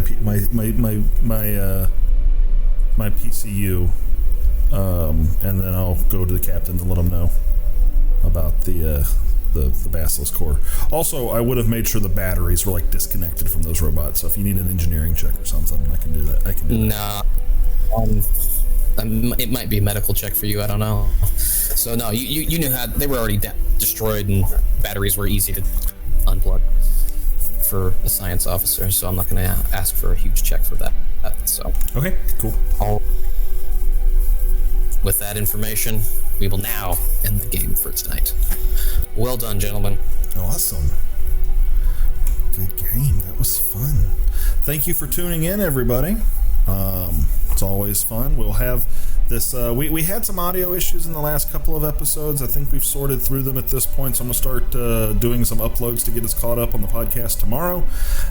So that will be a thing. And then this episode will be up a little bit later in the week. Tomorrow, I'm participating in that one-shot as Garland Warfield, a D&D 5th edition one-shot for Adventures and Initiative. We are doing a giveaway over there. That starts tomorrow at 11 a.m. Eastern Time. 11 a.m. Eastern Time, 8 a.m. Pacific Time. But that's all I got, and we'll see you the next week for Azkazir here on our channel. Thank you guys for joining us. All right, I'm going to go ahead and... This has been another episode of Starfinder on the Into the Dungeon Network. Thank you so very much for being here. If you enjoyed the show, please don't forget to like, subscribe, follow, and tell your friends. Thank you again, and we'll see you next time.